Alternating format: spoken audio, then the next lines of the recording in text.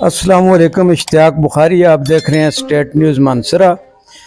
اس وقت ہمارے ساتھ یونین کونسل پیراں گاؤں جنگلاں کلیاڑیاں جو ہے اس کے جو علاقہ کے معززین ہیں وہ یہاں پر بیٹھے ہوئے ہیں، اور یہ ان کا آج ان کے اوپر جو ظلم ہوا، زیادتی ہوئی، اس کے بارے میں یہ خود چونکہ بیان کریں گے کہ کیا صورتحال ہے۔ ہمارے پاس سردار جاوید نام ہے، سردار جاوید صاحب ہیں، اور اسی طرح بنارس صاحب جو ہیں وہ یہاں پر موجود ہیں، بشارت یہاں پہ موجود ہیں، اور وی سی ترنوائی کے کسان کونسلر ہیں فیاض صاحب موجود ہیں، اور معززین علاقہ۔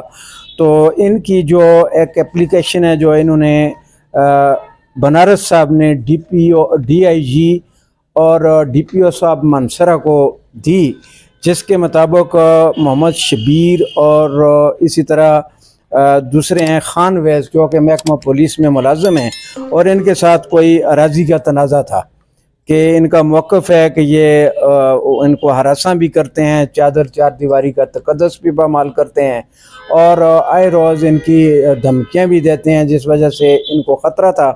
تو انہوں نے درخواست گزاری تھی، اور ان کے ساتھ جو اس معاملے کو نپٹانے کے لیے جو علاقے کے معززین ہیں، جس میں جاوید صاحب ہیں، فیاض صاحب اور دیگر جو لوگ ہیں، وہ تھانہ صدر مانسرا میں آئے ہوئے تھے۔ تو وہاں پہ ان شبیر اور خان ویز لوگ جو ہیں انہوں نے جو حملہ کیا، جس سے یہ زخمی ہوئے، ان کا دانت جو ہے وہ ٹوٹ گیا، جنہوں نے کنگ عبداللہ اسپتال مانسرا میں رپورٹ بھی درج کروائی ہے، ایف آئی آر بھی ہوگی۔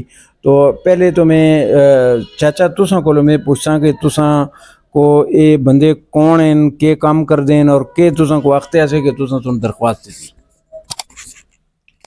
سر جی گل ہے جی، یہ تو دھمکیاں دینیا سی، دھمکیاں دینیا سی سر۔ کون دیندا سا جی؟ خنوید اور شبیر، اچھا، شبیر اور خنوید اور شبیر دھمکیاں دینیا سی۔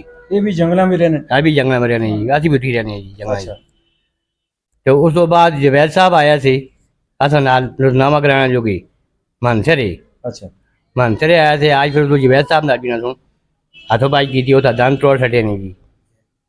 اچھا، یہ درخواست تساں 9 تاریخ تھانہ صدر پہ دی تھی؟ ہاں جی، تے پولیس دا تساں نال کے رویہ رہا انہاں سن کوئی؟ پولیس نے بلایا تھا، تھی گئے ہیں جی، میں گئے ہیں جی۔ اچھا ہاں نال میرا چاچا گیا، بڑھیال آدمی وہ بھی گیا جی۔ اچھا، ہاں جی، تو پھر انہوں کیا کیتا؟ انہوں نے آیا تو نظامہ کرو جی۔ اچھا میں یہ نظامہ کس طرح کرا کہ دھمکیاں بھی جملہ تھی، نظامہ کس طرح کریں جی؟ ٹھیک، کس طرح تھانہ نظامہ؟ صدر کوئی تساں دی اس معاملے وچ مدد نہیں کی؟ ہاں ہوں آج جی گل ہوئی ہے، انہیں آخیا جی تے خلاف درخواست لکھ سن جی۔ اچھا، ہاں جی، ٹھیک ہو گیا جی۔ جاوید صاحب تسی دسو کہ اج دا یہ کیا واقعہ تساں نال پیش آیا؟ بسم اللہ الرحمن الرحیم۔ میں گراں بچ میری گھر پھوتی ہوئی ہے، میں اپنی دوائی بھی مجبور ہے ساں مڑے سے سارے لوگ برابر ہیں، دو فریق آپس میں جھگڑ دے سے میں پہلے بھی انہیں کوشش کرتا رہا، راضی نامے سے بعد بھی کوشش میں کسی پارٹی نہ پہلے نہ ہونا۔ میں صدر تھانے پہ یہ گئے نہ آیا اس کی ضمانت کرا چھوڑو، 107 پہ روز پولیس والے سے فون کرتے ہیں، تنگ کرتے ہیں، بار بار تھانے کا آؤ جی تھانے کا آؤ، تھی 107 کی ضمانت کرا چھوڑو۔ میں بڑی مجبوری دے نال گھروں انہاں نال آیا، صدر تھانے پہ گیا، میں اتنے جل کے انہوں کا پولیس والے وہ جڑے اچھا، ہاں پولیس والے جس کو چلان ہے وہ موقع تے نہ سا، یہ اتنے بیٹھے جیسے خان ویز وہ پولیس والا کون ہے؟ امجون؟ امجون کو چلانا سا، وہ اتنا نہ سا، یہ خان ویز اور شبیر دو پولیس والے نال گپا مارتے کمرے بیٹھے جیسے میں نہ دعا سلام کی ہے، میں نہ کول بیٹھا مڑے نال کونسلر پیاز جڑا گڑی سے مک نال کہن کے گیا ہے وہ بھی نالا سا، دو جلکوں نے کول بیٹھے ہیں، انہیں آئے جی یہ کی آئے جو میں آئی یار اسی آئے تھے، انہوں نے بار بار پولیس والے انہوں کو تنگ کرتے ہیں، تو اسی 107 ضمانت انہوں سے چلان دو پر ان کی ضمانت ہو جو ہے تو حجی تھی انہوں نے ضمانت کرا دو، میں تھی کرا دو تو تھی بھی ضمانت دینا سے آئے ہیں، مڑے سے سب لوگ برابر ہو، مڑے سے کوئی کسی نام کسی پارٹی نہ لا نہ مڑا کوئی تعلق ہے۔ اس کے بعد میں باہر نکلے ایک گڈی در گئے، ارے گڈی اسٹارٹ شبیر تو خنویز دو نکلائیں، مڑے موڑے تے شبیر سن ہاتھ رکھے، مڑی گل سن وغیرہ کھڑے 10-15 قدم وہ مڑے تے پہ گیا، مکے مارن مڑے ایک دند پج گیا، مڑے منہ اندروں خون بگیا، جڑا مڑے کپڑے تے لگے تھے جڑا صاف ظاہر سب کچھ صحیح ہونا ہے۔ اس پہ جو خانویز پہنچے اس بھی موقع مارے، وہ تو پولیس والے ارد گرد سارے لوگ سے انہوں نے چھڑایا ہے۔ جڑا پیاز ہے کونسلر ਚਰਨਵਾਈ ਵਾਲਾ, ਉਸ ਹੁਣ ਸਾਰਾ ਵਾਕਿਆ ਆਪਣੀ ਅੱਖਾਂ ਨਾਲ ਦੇਖਿਆ।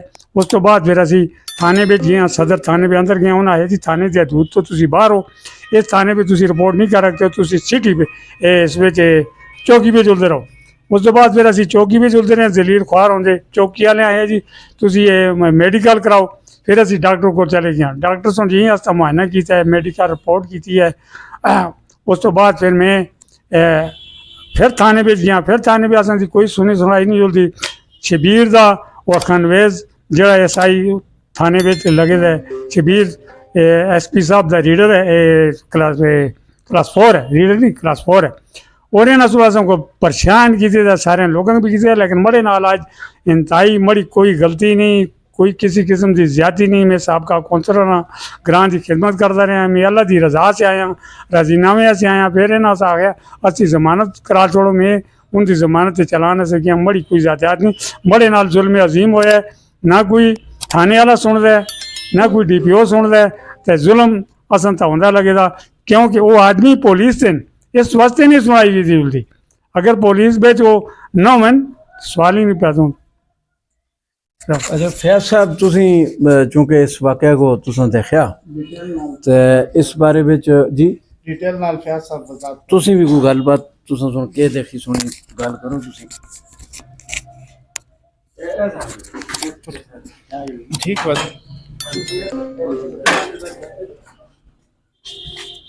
बिस्मिल्लाहिर्रहमानिर्रहीम जी।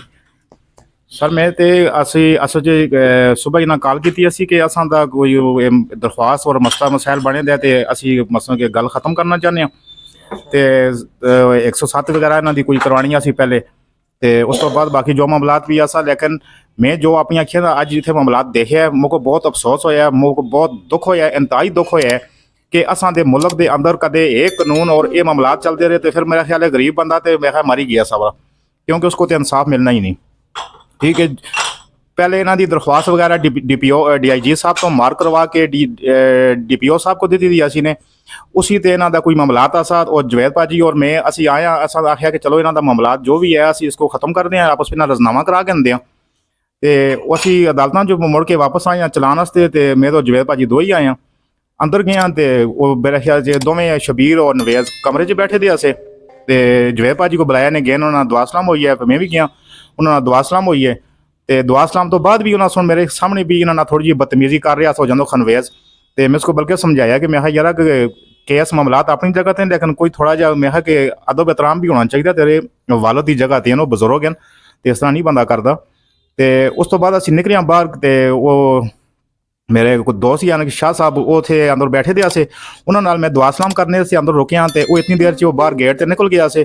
गेट तक असीं निकले जवैद भाजी और मैं, तो जवैद भाजी मैं गड़ी तर गया, तो जवैद भाजी को सुन बुलाया कि शबीर सुन के उन्होंने मोढ़े ते हाथ रखिया, थोड़ा थोड़ा चलता चलता परे गया अगे जुल के, तो मैं शायद कोई गल शल अपनी करता उसी। तो उसते बल्कि उन्होंने सुन पहली मैं गल सुनी भी है कि उस आया यार कि तुसीं इन्हां नाल क्यों आए हो, इन्हां आया यार कि मेरी तरफों तो तुसीं दोवें वाल बराबर हो, तो मैं तुसां दी गल खत्म करने आया, तो मेरा इतना मसला तो कोई भी नहीं, तो मेरी तरफों तुसीं भी बराबर हो, ये भी बराबर हैं। बहरहाल थोड़े जे अगे गए, तो अगे जुल के तकरीबन 100 फुट से अगे गए, उस जुल के उस शबीर सुन इन्हां ते अटैक कर छोड़िया, उन्होंने को चपेड़ा मुके मारिया, तले रोड से ढह गए। वो जदों नवेद भी दौड़ के गया, वो भी बदकलामी कर रहा सा, बदतमीजी बहुत इंतहाई बदतमीजी कर रहा सा। तो मैं बल्कि उन्होंने को छड़ा के मैं शबीर को पकड़िया, मैं यार बुजुर्ग बंदे ने तेरी पहले DPO साहब से DIG से दरख्वास्त दी दी है कि तू पहले भी ना को लोगों को धमकियां देने या कोई मामलात करते, लेकिन ये तू थाने के बाहर आके चीज़ां पिया कर दें, तो ये मेरे ख्याल से सीधा सीधा ही है, कोई सामने के सबूत की तो लोड़ ही नहीं जो तू कर छोड़िया है। बहरहाल ये चीज़ मैं देखी है, मुझको बहुत अफसोस होया, बहुत दुख होया। और असां दे मुल्क के अंदर मैं पहले नंबर ते अपने DPO मनसेरा जड़े ते इन्हां दा मैं बहुत बड़ा फैन भी हाँ। मैं इन्हां दियां चीज़ां मसों के नेट ते या मीडिया ते मैं देखता रहना, बड़े अच्छे काम कर देन।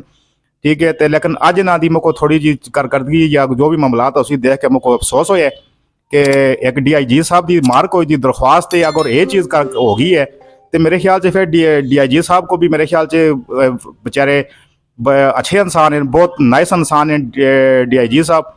ठीक है, और मेरे शायद मैं उन्होंने बहुत बड़ी इज्जत भी करदा, असां दे मेहमान हैं बल्कि असां दे इलाके विच हैं, तो उन्हों की दरख्वास्त अगर ये चीज़ हुई है तो बहुत अफसोस की गल है जी। बहुत मेहरबानी शाह साहब। फयाज साहब गलबात की अलमायदीन इलाका तुसा सारिਆਂ ਦਾ ਹੁਣ ਕੀ ਮਤਲਬ ਹੈ ਜੀ ਤੁਸੀਂ ਕੀ ਆਖਣਾ ਚਾਹੁੰਦੇ ਹੋ ਕਿ ਇਸ ਵਕਤ इंसाफ इंसाफ दिता जुल है जुल्म ज्यादा बंद की जुल है कानून का एहतराम किया जुल है अदालतों का एहतराम किया जुल है लेकिन इंसाफ मिले बेइंसाफी न होवे पुलिस वाले का दिफा न करे हक की गल करे हक और सच खुदा और ਤੁਸੀਂ ਥਾਣੇ ਵਿੱਚ ਜਾਏਗੀ ਉਹ ਥਾਣਾ ਸਦਰ मतलब कोई नहीं कोई भी कोई गल ही नहीं कर रहे जी पुलिस वाले का इतना असर रजूक है उसे शबीर का जो खानवेज है कि वो पुलिस वाले नाल अंदर गप्पा मार के तैयारी उन्हें की है 2 सिपाही भी उन्होंने बैठे थे कमरे में असा दुआ सलाम उन्होंने भी की है उन्होंने भी की है बहुत शुक्रिया जी बहुत शुक्रिया